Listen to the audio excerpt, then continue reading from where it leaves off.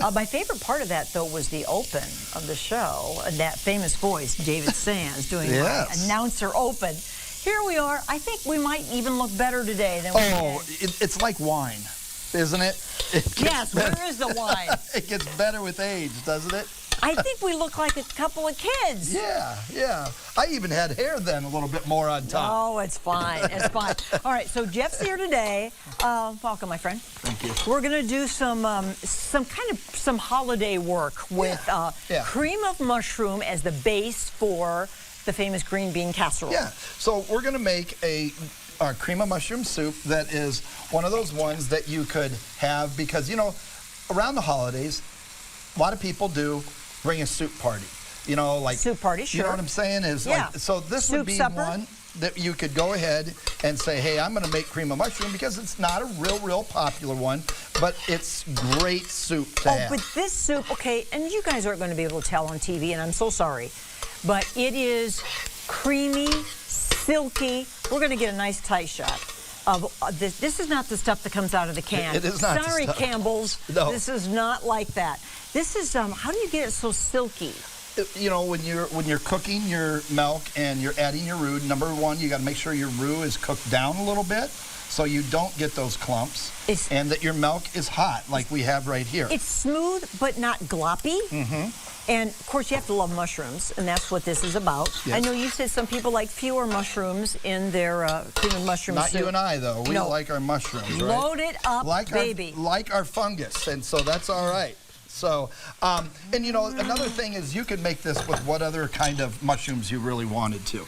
You know, this is What's your favorite kind? Well, I mean, I love button mushrooms, but in the season of morels, this would be a good one to make with morels. I also like shiitake mushrooms. Those have a really good earthy flavor. So, you know, any of them are great. This is a mild mushroom as far as flavor goes, right? It is, and it's going to also be the least expensive. I mean, because and readily available, okay? So what we've got is we've got our soup our milk that we've went ahead and got warm. Now what we've started with was just sauteing some mushrooms, some red onion, and a little bit of garlic in there, okay? Got it. So we put maybe just a tablespoon of margarine in there. So we have hot milk here now that I'm going to go ahead and add that into our mushrooms. This is what's got to be cooked down for a while. Yes, it's got to go ahead, and we're going to make sure that we cook that to bring it up, to get it hot, and make sure that. Another thing that we're going to add then is we're going to add some beef base. Oh, and on camera, when I first saw that, I thought, did you bring fudge pudding? No, it is beef base. Yes, it's beef base that has been cooked down, and so you take and we're going to put about a tablespoon of that in there. Okay. And then what we also have with that then, Paul, and I'm going to give you the whisk so you can start doing a little whisk in there. Okay. And then we're going to also, I've added a little bit of salt and pepper when I was doing the mushrooms, and we can season at the end as well. So then we also have some sherry. Okay. Talk about sherry. That is a cooking wine. It is a cooking wine that will give it a lot of just the flavor that gives a little bit of the palate a cleansing when you're eating it. The full flavor, and I could taste that sherry. And if you're thinking, oh, sherry, I don't even know if I like that. The flavor in this mushroom soup is really what you need, that richness. Yes, and making sure that, like you said, that richness, and it kind of cleanses the palate a little bit. So then what we have is now I'm going to, and so your soup is hot here, as you can see. We're going to add a couple tablespoons of roux at a time and let you kind of whisk that in. See, this is chef stuff. I think most people don't like to make their own roux. What do you think? Oh, I think that it's so simple. I mean, you know, it's margarine and flour. Why do you keep saying margarine? Don't you use butter? I don't use butter because 2 reasons. What kind of a chef are you? Because margarine is triple the cost, or butter is triple the cost, and you can do the exact same thing with a margarine. All you're doing is thickening. All right. Okay. Okay. So but the key to a good roux is you got to cook it a little while. Cook.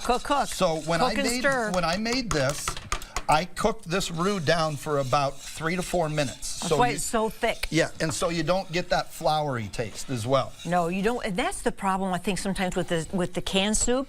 I guess it's not flour. It just tastes gloppy or pasty or what is that? Is that chemicals? What is that? Well, it's also because they did not cook that roux down, and also that you get that. Yeah, you get that.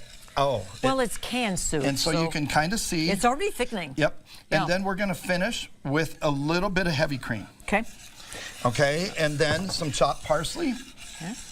And we're and that's going to be the end of it, and then that's going to finish up to be your soup. It's I just as simple as want to that. do a reminder that when it's finished, it's nice and brown. I mean, well, I guess kind of a creamy tan. Yes. Yes. And it is beautiful. It's so good you could put it on ice cream.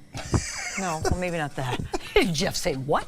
The Machine Shed, all of this for the holidays and beyond and leading up to, for sure. And you're going to make a classic pie in our next segment. We're going to put a little twist on it. Yeah, it's a twist that you're going to want to make, and it looks like it's easier that way. So we'll do that again, my friend, in just a little bit. Okay. After